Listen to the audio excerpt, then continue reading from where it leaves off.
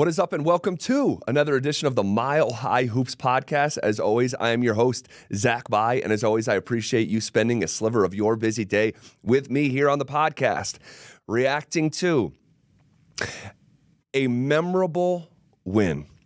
Wow. Plenty of thoughts here to get to. I hope you guys are doing great. I hope you had a great Thanksgiving and counted your blessings.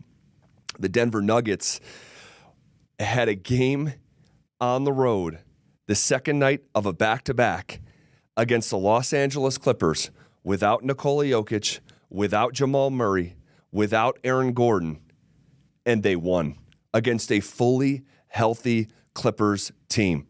Now, there's several different ways to look at this, and I'm going to try to consolidate my thoughts here. A lot of times we'll come in here on the podcast and I'll say, like, this will just be a footnote. This is a game in November on a Tuesday that we'll probably forget. We're not going to overreact one way or the other, good or bad, and try to stay measured here with our conversations on the Mile High Hoops podcast, but also, be willing to be in the moment as well and try to find that line. This is not the win on Monday night is not one of those games that will get lost in the shuffle. Not for me. I will remember this game sharply for the rest of this season and onward.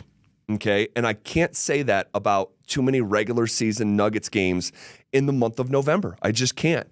Been doing this for too long, for too many seasons. But wins like this stick out because it speaks to the culture of the Denver Nuggets. And if you listen to my radio show, which is now The Drive with Philip Lindsay, from 2 to 6 on the Fan, I have been using the Nuggets as a almost cultural post to weigh things up against, because what they have built in Denver, what Michael Malone and Nikola Jokic and Jamal Murray, and then even in Aaron Gordon, what they have built is so unique in general, but it's especially unique to the NBA. Okay, for all the reasons that you already know to be true. All right, but it gets put into a microcosm form. This microcosm, something small that represents something larger. On paper, this is just a regular season win against an opponent that the Denver Nuggets absolutely own. They freaking own the Clippers. Okay, they own them, and I have the stats here. Where is that? I had it in my notes what their record is since the bubble, and where is that? Okay, here it is. The Nuggets have won 8 straight against the Clippers and are 14-2 against the Clippers since falling behind 3-1 in the bubble second round. Okay, they have dominated this opponent. But when you talk about not having your best player, not having your second best player, and not having your third best player, and you're going against a team that has 4 healthy Hall of Fame caliber players, they know how one-sided this has been. They also had won 4 of 5 games the Clippers had. So with all that being said, to go in there with Justin Holiday, Michael Porter Jr., DeAndre Jordan, Reggie Jackson, and KCP, along with the bench, who was Strother and Najee and Watson all contributed. It's one of these things that I just kind of want to marvel at. it.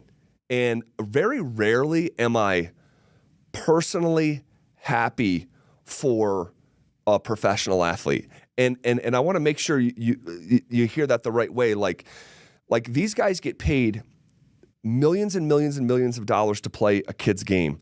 I'm very typically unsympathetic or overly joyed personally, like where my day is improved by a pro athlete's performance. But I have a hint of that with DeAndre Jordan and Reggie Jackson.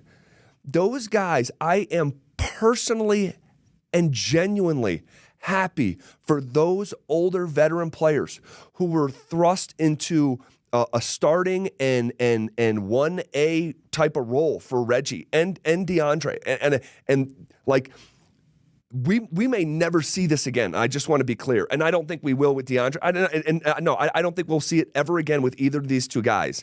And that's not a diss. I'm just trying to highlight how rare their performance was in Los Angeles on Monday night. When you're talking about Reggie Jackson going 15 of 19 from the field, guys, that is so unusual.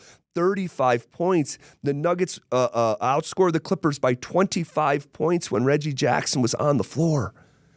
And coming up so big in the fourth, they were down, I think it was 11 going into the fourth. I hope I'm not misremembering that. But they won the fourth quarter, guys, by 20 points on their opponent's floor without their first, second, and third best player. They outscored the Clippers 36-16 when the game was on the line.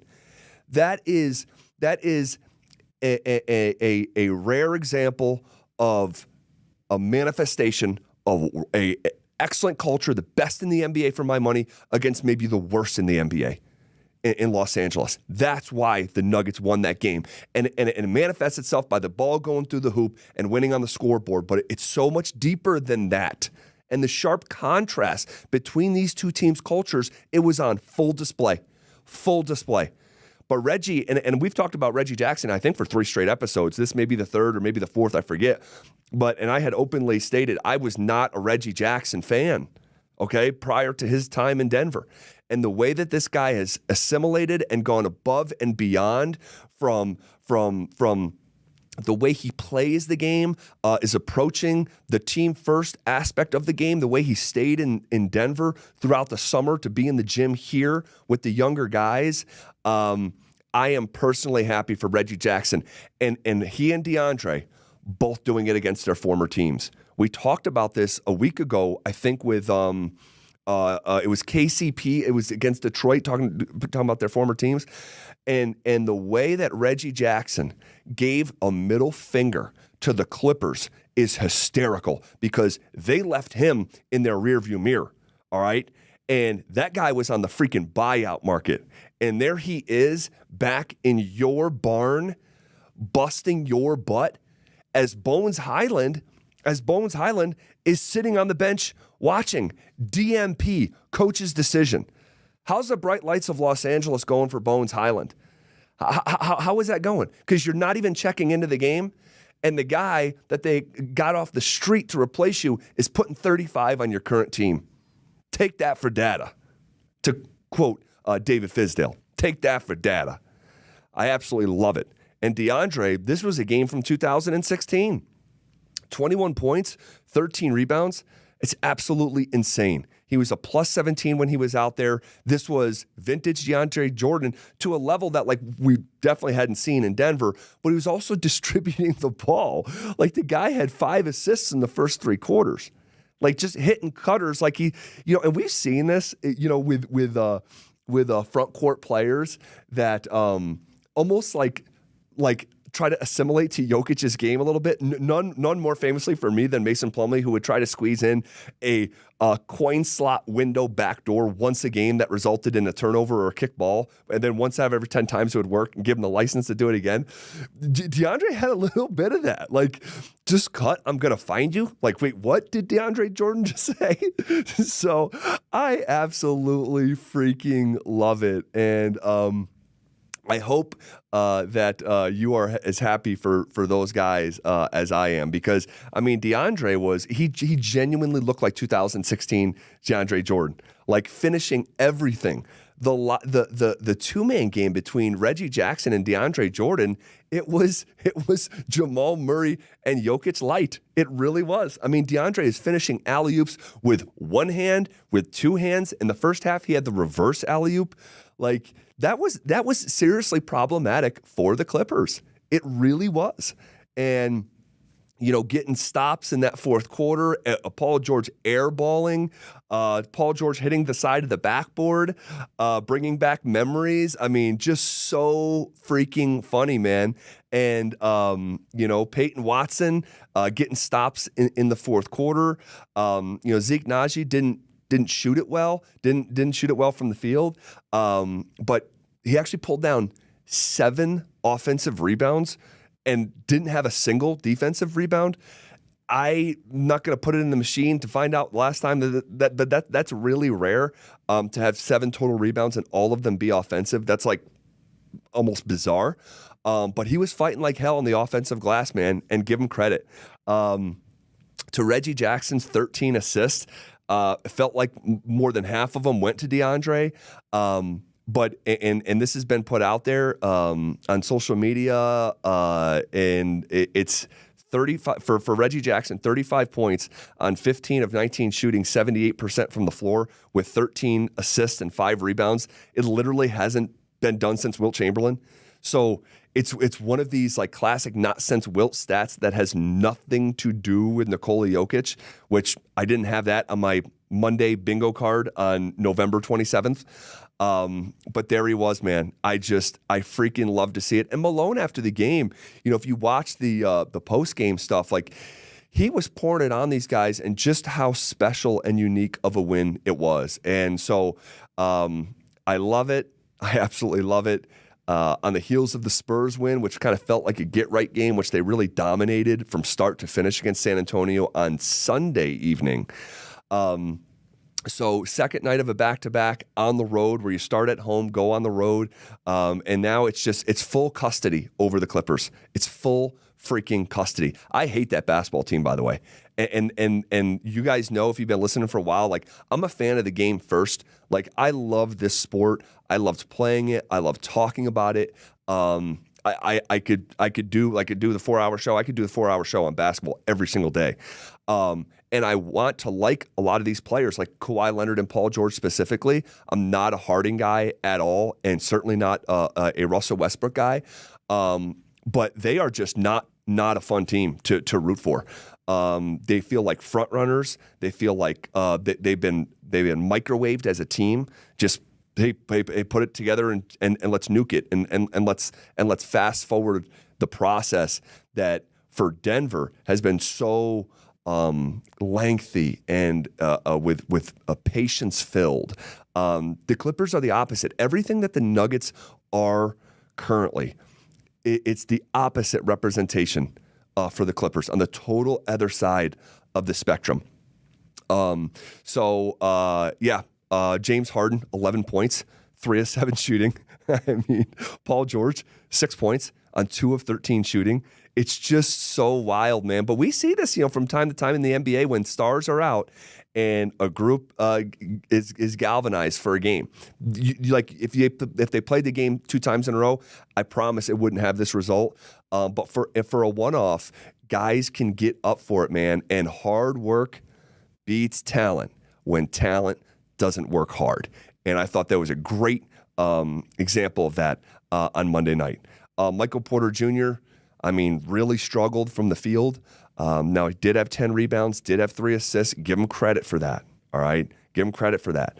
But 3 of 13 shooting, if you remember how it actually fell, he had 5 points in the first quarter. He went into the fourth quarter with 5 points. Did make a big 3 late, which kind of sealed the victory. And he gets to see one go down, and it's like, okay, perfect. But obviously 8 points, not ideal in a night where you're hoping that guy like steps all the way up from a point production standpoint. There was guys on the bench that scored more than Michael Porter Jr. did in his near 30 minutes. Strother with 9 points. Really cool night, really fun night, feel good, soul food, like a comfort food night is what I was looking there. Comfort food, not soul food, although they can be the same. I think that's most of my thoughts on the actual game itself. Oh, it is continuously being reported. Jamal Murray, really close to coming back, really close. All right, and man, that needs to happen. That needs to happen because it kind of got sticky there for a second. When you're losing 4 or 5, and the only win tucked into that stretch, a week ago was beating the worst team in the NBA by a couple points in the Detroit Pistons. So here the Nuggets are. They've strung together consecutive wins. Love to see it. Their next game is against Houston, who they just lost to on the road just a couple days ago. When was that? That was on Friday evening. So they've now lost in Houston twice. All right. They got really, blown out in Houston on Friday night, where Jokic's insane game, I think it was like 38-19 and 8 or something like that, wasn't good enough. But they get back-to-back wins, get the guys some rest, win a game while the guys are resting is incredible. And we'll see what happens against Houston on Wednesday evening. And then they'll take Thursday off and play Friday in Phoenix in a game that is on ESPN national TV on a Friday night, so everyone can watch and enjoy that. All right, guys, those are my snapshot thoughts coming out of Monday night. I hope you guys are doing absolutely fantastic. The Nuggets, man, I think the theme, I'll just share this on the way out. We were talking about this yesterday on the radio show. If you could boil down this regular season into a theme for Denver, I think a couple things. One, developing the young guys, but even more than that, I think it's about going into the postseason healthy. All right, you got to take care of business to a certain degree in the regular season to ensure you're ideally hosting a first round series, but really the health of this basketball team going into a postseason is, I think, number one on my list. So they still have room to go in that department with Jamal. Right now, the Nuggets are currently the 3rd seed. We're recording this on Tuesday. As now this season, we're recording Tuesdays and Thursdays. They're 12-6. They're perfect 8-0 at home. They're in the 3 seed, looking up at only Oklahoma and Minnesota, who has just been marvelous so far in this season through 16 games. They're 12-4.